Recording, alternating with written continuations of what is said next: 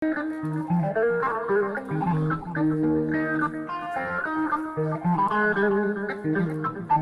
saha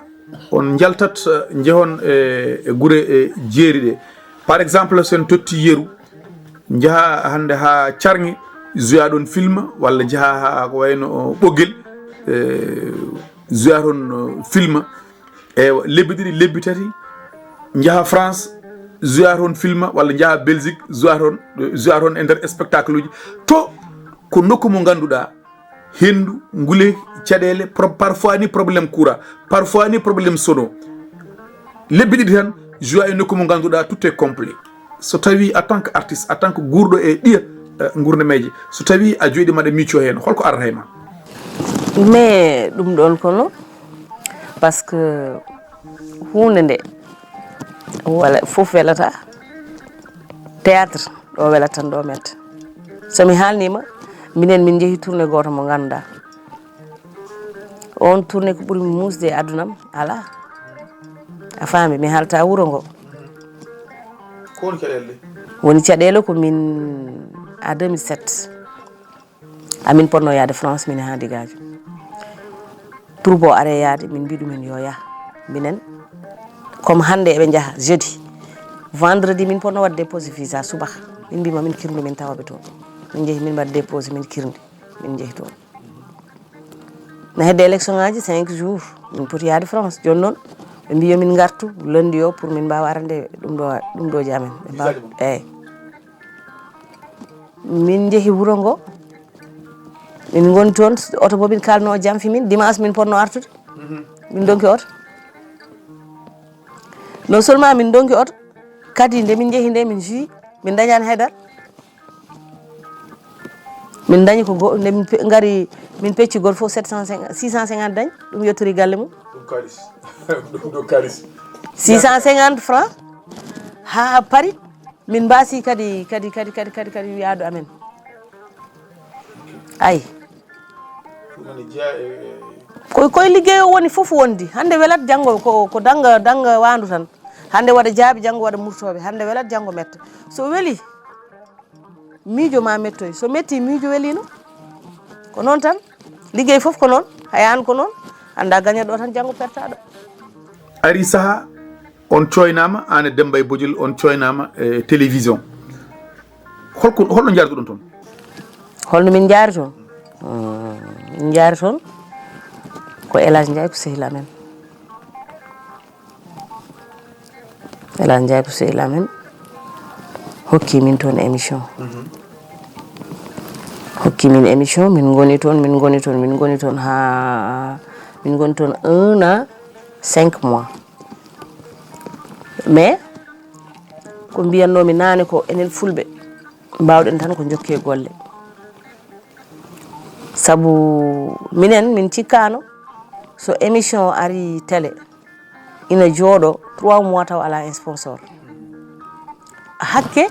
no leñol ngol wayi hooƴede film uji télé Allah e amen yidde théâtre o e andude leñol ngol amin nana koɓe kalata ko émission o wonano émission théâtre anani émission o wonno ko émission tan simple sa ƴeewi sa ruttima toon a ƴeewi première émission amen ma ƴeew min mbaɗani théâtre mais yidde amen min mbaɗi feere hamin mbaɗa toon imposé amin mbaɗa théâtre uji amin mbaɗa commentaire yimɓe hewɓe noon mbi itti on toon wona banggue sponsoring itti on toon ko émission ko wonno fandare nde on mbaɗa ɗum dévié pasirɗon ɗum mana e haajuji moɗon goɗɗi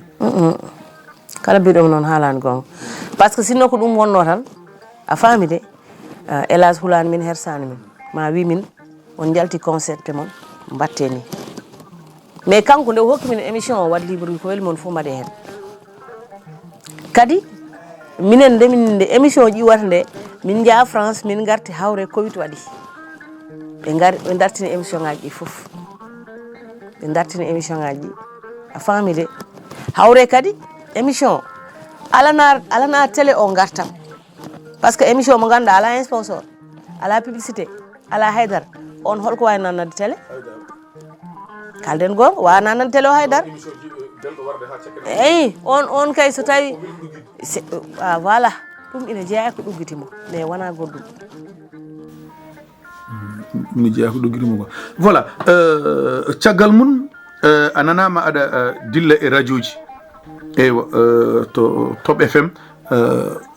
a woni toon toon no situation yaari toon kadi toon kam ma ɓooyani toon yataw mana a bonnani toon Top FM noon mi yettat Allah mi yetta hen Oumar Doro Kume par ce que mo yettani sababu yetta Allah min mi meeɗa wadde opté wadde radio min ko télé jinnomi wadde mais Oumar Doro Kume noddi kam wi kam Sokhna Ba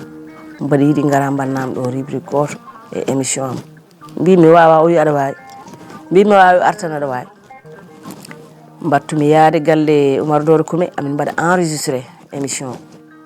so min mbaɗi enregistré min e Mariétou Gadio debbo mo Gadio mbeɗa salminamo au passage min mbaɗa ɗum o fawa ɗum e nder émission makko affaire o yeehi ha yimɓe jiɗi ɗum anani de Oumar Doro Kume e hoore mum waɗi feere ha dañani min to min batti yaade chaque dimanche min jaaha min mbaɗoya émission ha Allah waɗi Oumar Doro Kume yilani min toon émission min jooɗi tan min mbaɗani demande min mbaɗani haydara min jooɗi tan ha Oumar Doro Kume wi amen on dañi émission ngaji Top FM minen ɗiɗo amin mbadda émission ha ɓooyi o wi min ceernama min mbi bone mbaɗi komin gonduno ko masalaha so min ceernama no min mbaɗata ñande hen o wi Oumar wi min ala probléme mami armi waɗa on assisté o ari o waɗi min assisté goto amin fof waɗi émission mum hankkadi min batti wadde presque sa ƴeewi nden Top FM semaine o foof mbeɗa sikki sona weekend o walla mercredi ko minen mbaɗata min waɗatno mardi Mariétou waɗa mercredi mi waɗa jeudi Mariétou waɗa vendredi non mercredi Mariétou waɗatno ko vendredi mercredi ko Oumar waɗatno presque minen gonno toon Allah waɗi min goni toon ha ko mbimami ko tan ko itti min 2S ko ittata min ga par ce que Haalpulaar en ganda tan ko jokke golle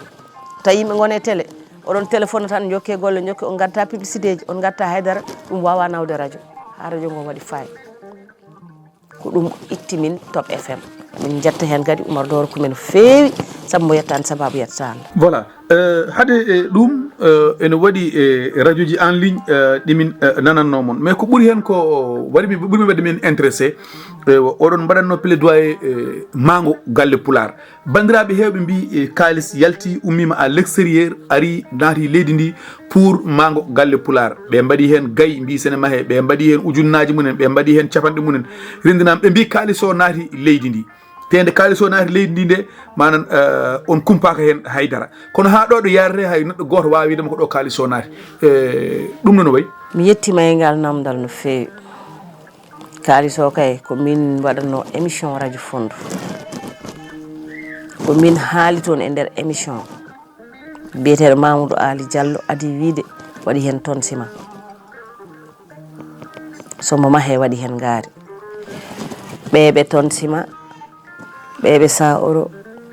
ɓeɓe $100 go foof ene woori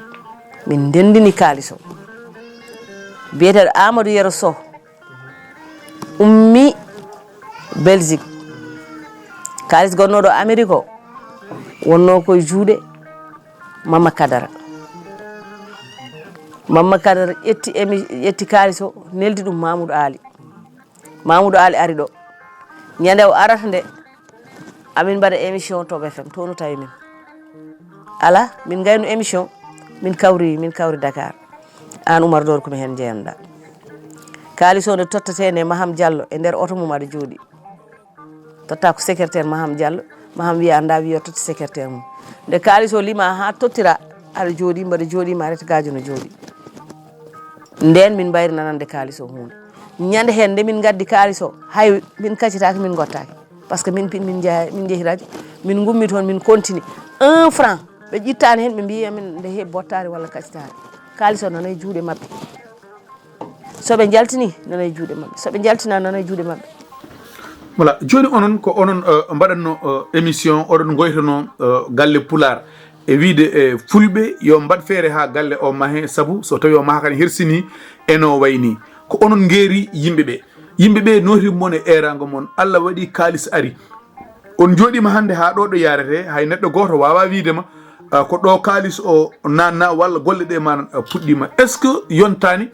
batton erago e namdade kalis gumiɗo l'extérieur ɓe yimɓe ndendinno beele galle pularde ma he holɗo kalis o woni holɗo projet o tolni beele yontani mbaɗon ɗum so tawi rewi lawol